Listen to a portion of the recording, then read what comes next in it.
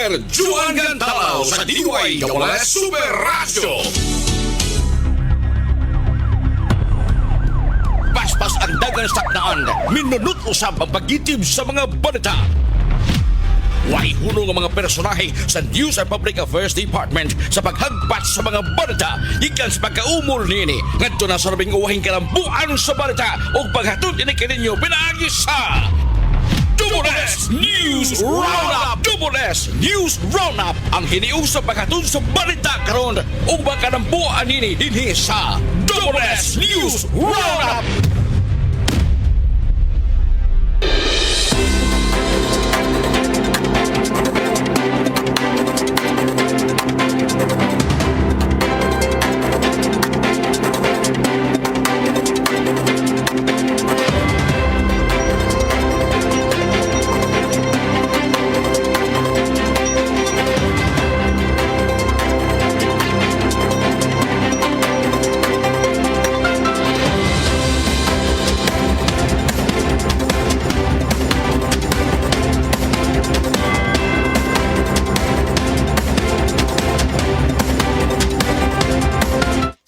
Kabisayan ug Mindanao, ayong hapon sa bisan asang parte sa kalibutan maabot ning atong pagsibya ang mga kapuso. May nga buntag may hapon na may gabi diha kanina. Adlaw karon nga Huwebes, petsa 13 sa buwan sa Nobyembre 2025. Welcome sa atong newscast. Karong hapon na ang Double S News Roundup. Sa ngalan sa inyong regular anchorman nga si Super John Kimbote, ako sa inyong makauban karong hapon na. Inyong anchor woman, inyong kapuso, Super Joan Gantalaw. Magubanta mga kapuso, ang tudta alas 6:30 sa kagabion.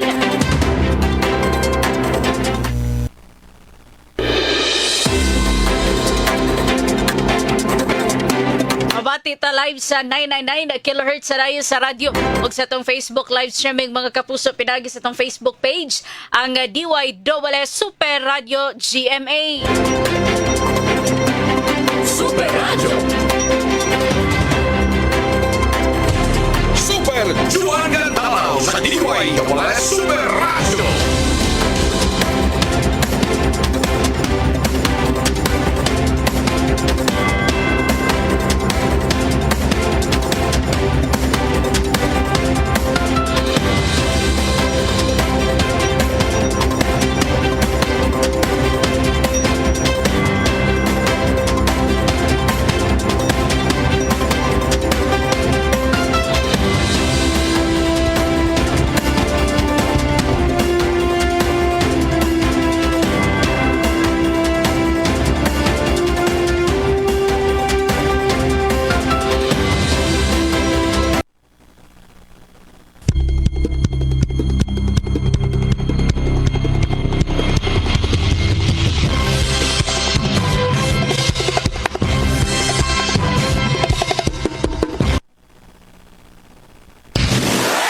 Super Radio Local News.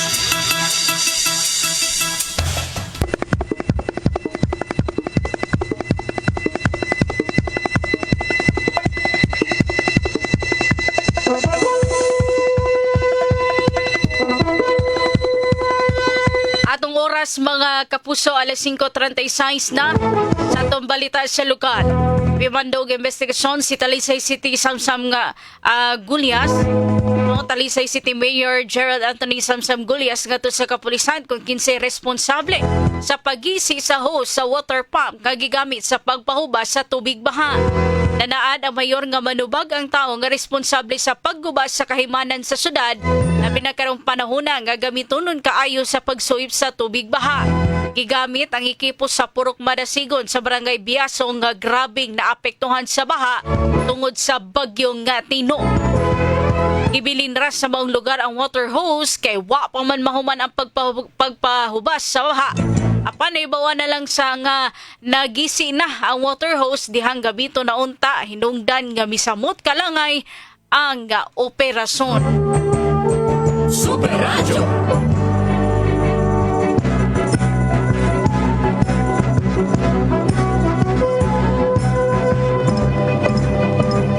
sa bahin mga kapuso. Isumiter na og report ang Cebu City Police Advisory Group ngadto kang Cebu City Mayor Nestor Archival.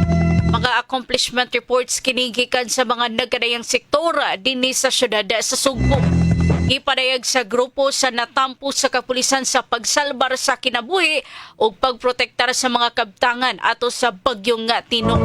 Lakip sa gipresentara sa grupo ang katukuran sa duha ka mga police station sa Barangay Malubog o Adlaon nga nakatabang sa Kahapsay o Kalinaw sa Katilingba.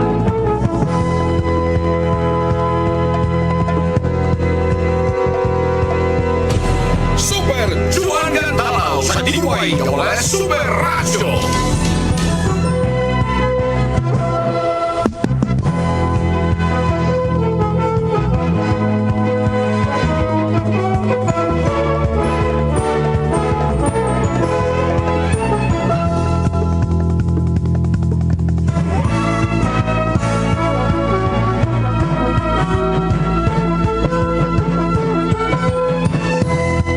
Super Radio.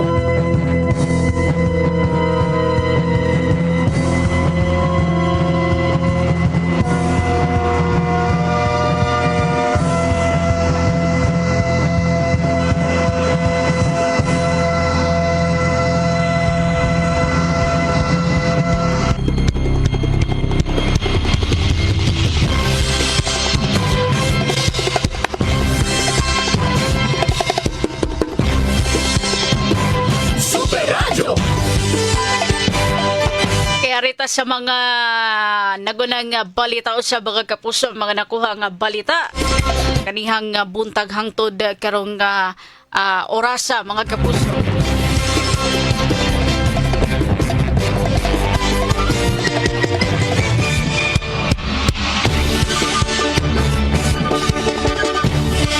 Okay, dulaan sa 300 ka mga biktima no sa bagyong Tino diya sa Bukirang Barangay sa Pulang Bato mga kapuso ang nakabenepisyo sa mga ayuda sa GMA Kapuso Foundation.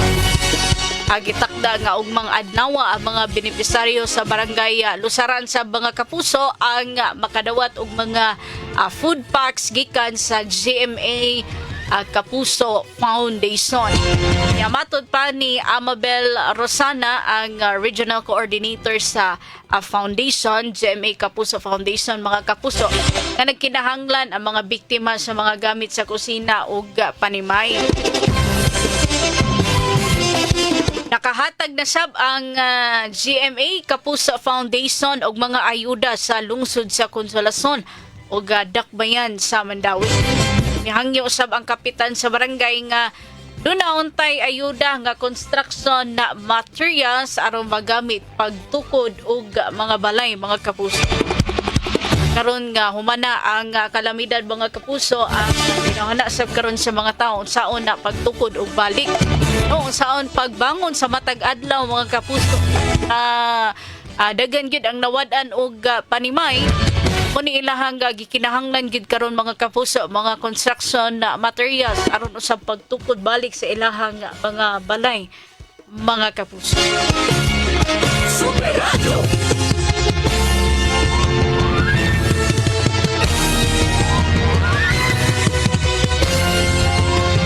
Unya sa pikas sa bahin mga kapuso no si DTI Secretary Cristina Roque sa sa Department of Trade and Industry mga kapuso DTI ang personal usab nga misusi mga kapuso sa kinini ang mga supermarkets no mga supermarkets mga kapuso dinhi sa Sugbo. Gisusi niini ang mga presyo sa nagunang mga palaniton, mga basic needs mga kapuso. Unya gisusi sab niya ang presyo sa mga pang Noche Buena items Ya, usasab sa iyahang susi mga kapuso dito sa Gaisano Fiesta Mall sa Barangay Tabunok, Dakbayan sa Talisay. O ya, kining si Secretary Roque mga kapuso, ikumpara siya sa presyo, gitandi niya ang presyo nga naa sa ilahang buhatan ug sa presyo diha gyud sa supermarket mga kapuso. Ya, nalipay sab si Roque tungod kay dunay nitakdo ug duna pagyoy miubos nga presyo. Nakik nga gipa-price freeze mao ang mga presyo sa Noche Buena items. Nagkaduol na sa ang Pasko mga kapuso, no?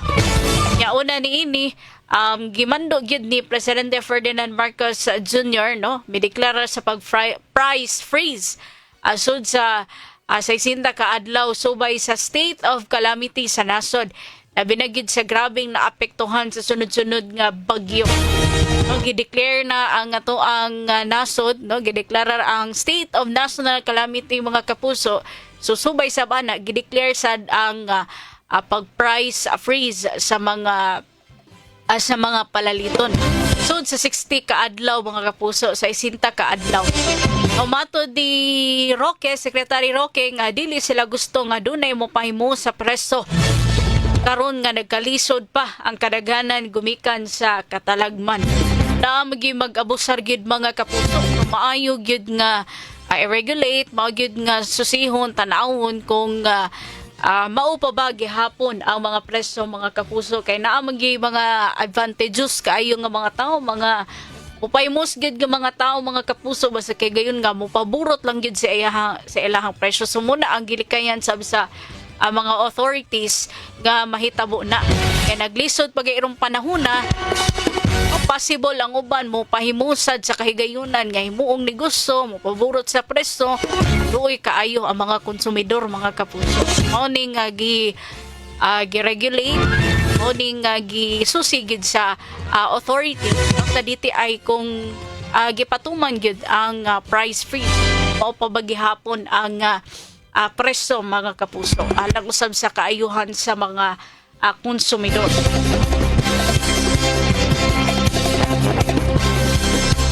Si Roque usab ni auhag sa mga konsumidor nga kung dunay mahibaw-an nga tindahan nga mipataas, mipaburot silang presyo, isumbong gyud ni sa ilahang buhatan o bisan diha sa online nila diha sa DTI mga kapuso.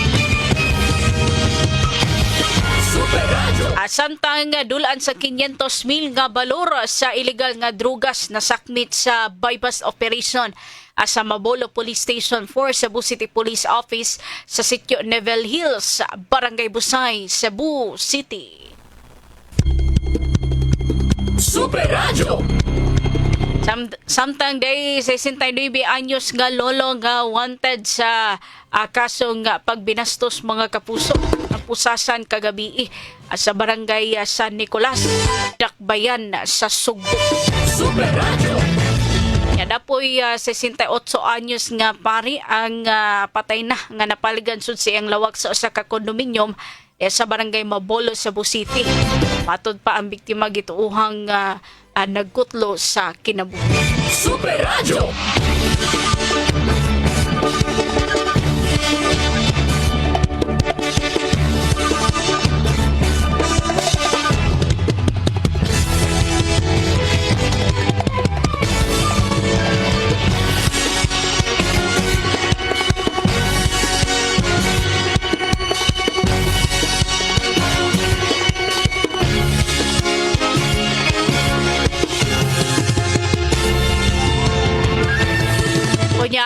Sa pikas bahin mga kapuso matod sa Department of Agriculture kapin sa 6,000 ka mga mag-uma usab ang apektado sa kuso-kuso ni bagyong Tino o bagyong Juan mga kapuso.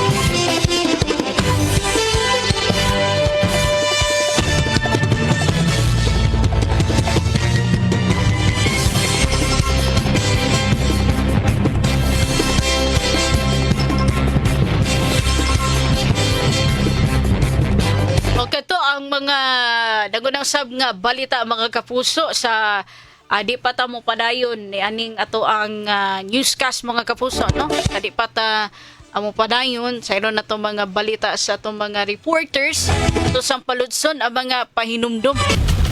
Double S News Roundup. Super Radio Reports. Mga kapuso, dawat report sa ato ang mga kaumanan sa Cebu City Police Office. Aduna na bagong City Director. Detalye sa mong balita pinagi ni Super Decime Padilla. Super Des, pasok.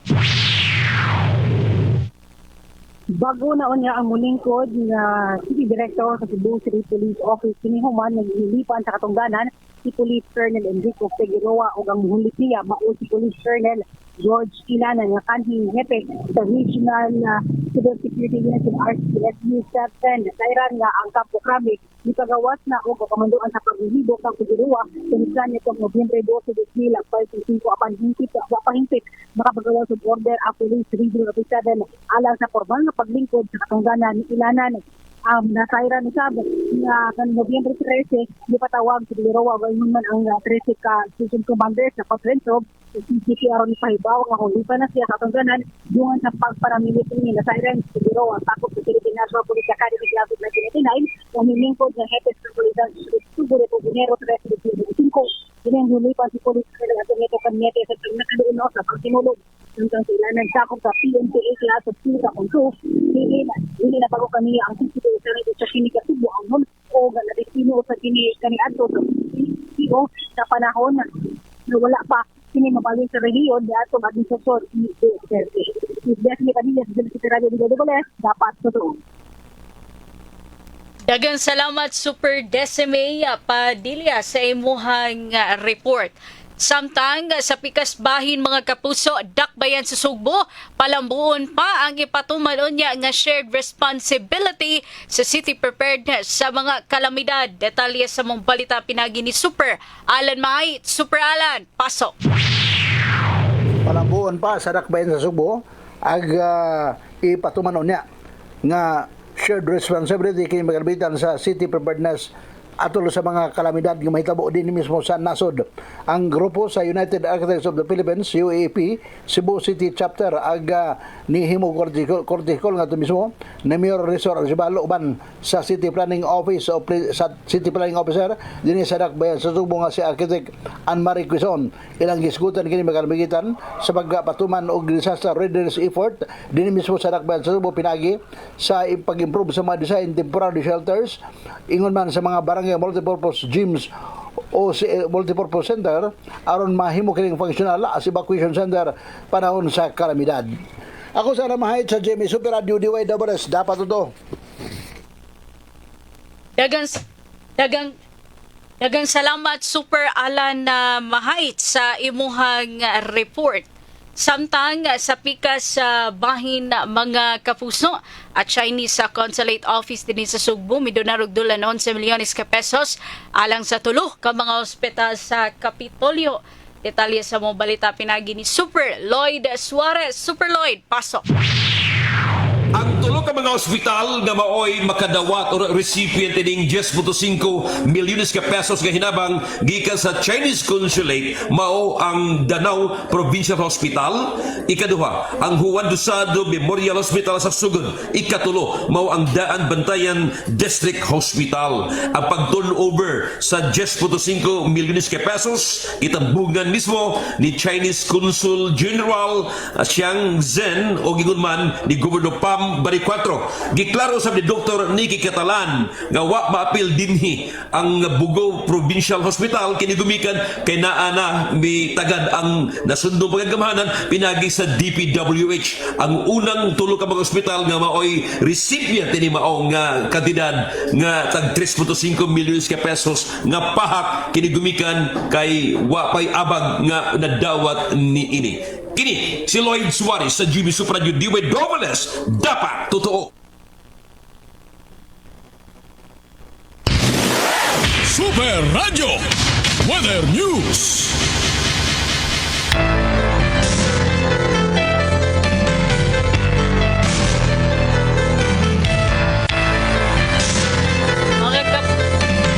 Mga kapuso, atong kauban karon ang weather specialist gikan sa Pag-asa si Ma'am Ana Dumdum alang sa paghatag og update sa kahimtang sa panahon. Ma'am Ana, kumusta ato ang panahon maayong hapon? Manghapon, Ma'am Joanne. Manghapon sa itong nating paminaw. Makita weather update. Ang ITCZ or Intertropical Convergence Zone nag-epektar karon sa Mindanao. And so far, what ay ginamonitor na LPA or possible formation sa Kabagyo doon sa ito within our area of responsibility. And pasaport sa weather condition tungod aning ITCZ, dili sa Central Visayas, lakip na sa may Eastern Visayas, nakasanat itag panganurod nga kalangitan, nga ano na chance ni makatag-katag ng pag-ulan or kani mga thunderstorms. And possibly, ang pag-flash flood or landslide, labi na kung ano na tayo kasarangan gato sa usahay kusong nga pagbunok sa ulan. Kung atong hangin ng kadagatan, hinay nga to sa kasarangan ang magapasalabi and atong kadagatan malinawon nga to sa kasarangan. Diri Sugbo, ang atong kadagatan na ipagtaob inig ka alas 4:51 sa Kabuntagon ugma. Temperature forecast para ug madlaw na sa 26 to 32 degrees Celsius. And ang atong haning adlaw mo silang balik alas 5:39 sa Kabuntagon ugma. Mo katawag weather update ini si Ana Dumdum diri sa DST Pag-asa. Maayong hapon, daghang salamat. Daghang salamat Ma'am Ana Dumdum sa imuhang paghatag og update sa kahimtang sa panahon. Mga kapuso, ang lagat sa panahon may nagpupos sa ato ang newscast, mga kapuso. Apan sa di pa mo parayon sa next portion, ining ato ang programa at Super Joan Gantalaw, Double S News Roundup.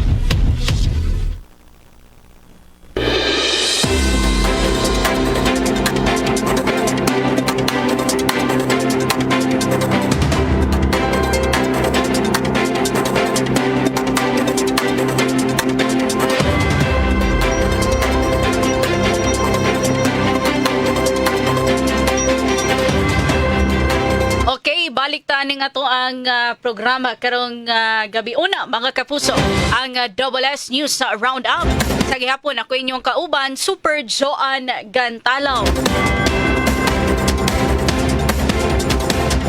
Arita sa to ang hisgutanan, mga kapuso. Breaking news day, mga kapuso, no, ni taliwa na si Juan Ponce Enrile sa edad nga 101 anyos, 101 years old, mga kapuso. Si Juan Ponce Enrile ang Chief Presidential Legal Counsel ni Presidente Ferdinand Bongbong Marcos Jr. o kanhi Senate President. Ang pagtaliwan ni Enrile gikumpirmar usab sa iyahang anak nga si Katrina Enrile, mga kapuso. Sa post sa anak ni Enrile, mga kapuso, no, it is with profound love and gratitude that my father Juan Ponce Enrile peacefully returned to his creator on November 13, 2025 at 4:21 p.m. surrounded by our family in the comfort of our home. Matod pa sa Facebook post ni Katrina Enrile, iyang anak, mga kapuso. Alas 4:21 karong nga hapon na, kaganihang hapon ni taliwan si former Senate President Juan Ponce Enrile, mga kapuso. It was his heartfelt wish to take this final rest at home with his family by his side. We were blessed to honor that wish and to be with him in those sacred final moments. Dugang pa siya iyang anak. Matod pa, he dedicated much of his life to the service of the Filipino people. At this time, we humbly ask for the public's understanding as our family takes a brief moment to grieve privately and honor his memory together in quiet and in peace. Onya. Matod usab siyang anak, no, ang mga detalye alang sa public viewing ipaambit kung ma-finalize na ang mga arrangements kung ma-finalize na ang mga arrangements mga kapuso aron ang kadtong mga gustong mo ginahan mo bisita mo duaw mga kapuso doon nagikahigayunan sa pagbuhat niini, no. Matudosad ni Katrina Enrile nga, on behalf of our family, I extend our deepest gratitude for the overwhelming love, prayers, and support we have received during this difficult time. Your kindness means more than words can express. Sa speech usab sa Malacanang mga kapuso, no? Gitawag ni Marcos Enrile nga usa ka icon in the pantheon of Philippine history mga kapuso.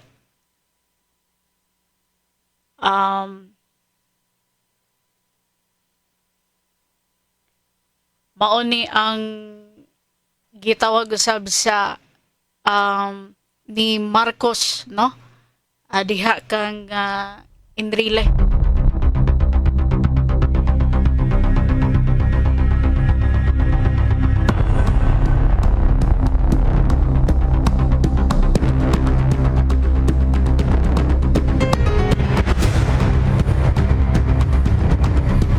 Datong November 12 mga kapuso kagahapon atod ni Katrina nga iyang amahan na hospital sa intensive care unit tungod sa pneumonia. Ang Senado usab ni adtong Nobyembre 11 ni panangat usab og mga pag-ampo ngadto kang Enrile ato sa sesyon nga gipangunahon usab ni Senator Joel Villanueva.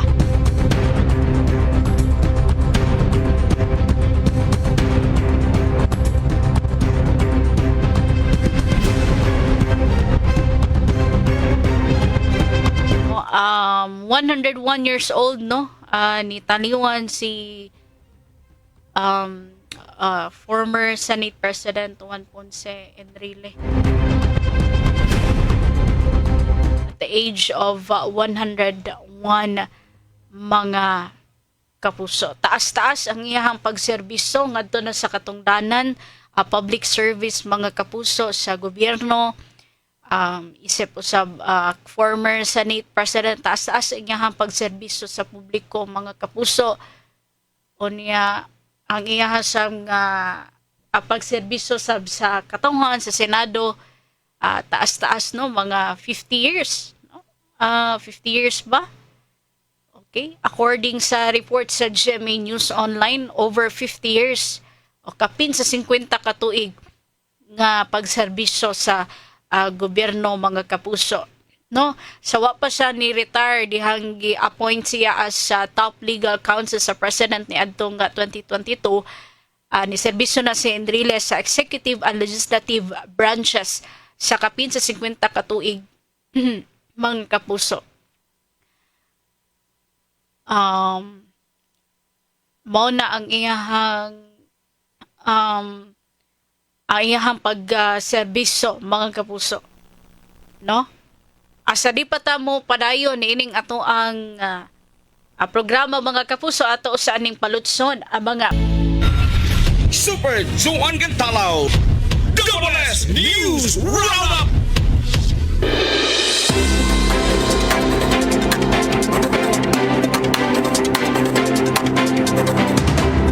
Okay.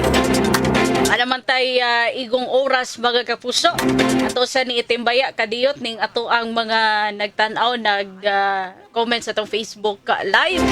Mga pa maka-like sa atong Facebook page mga kapuso, palihog i-search sa inyong Facebook DYSS Super Radio GMA. Good evening Ma'am Joanne, watching and listening from Subang Dako, Mandawi City, gikan ni Sir Arvin Habas. Listening in Liloan, Southern Leyte, gikan ni Ma'am Aludia Albino.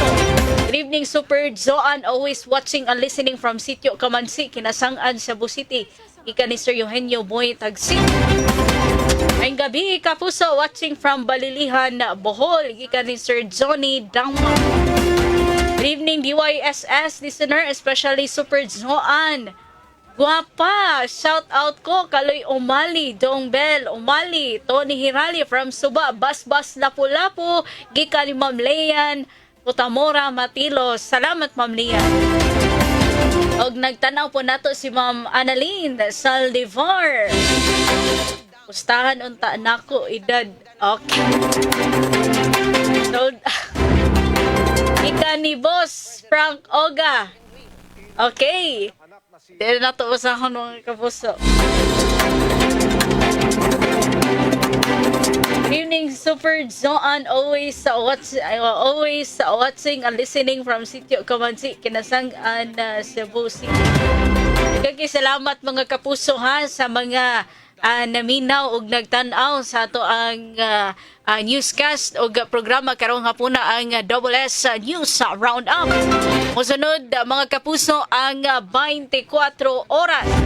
At sabday kuan mga kapuso no nagtan-aw sab nato si Sir Romulo Honorides. Usunod ang 24 oras mga kapuso. Sa ngalan na lamang sa kinatibuk ang puwersa sa GMA Super Radio DYSS. O sa ngalan sa inyong regular anchorman, Super John Kimbote, ako si Super Joan Gantalaw. Magayong kaninyo kapuso, daghang salamat sa pagpaminaw ug maayong gabi kanatong tanan. Dapat totoo. Double S News Roundup.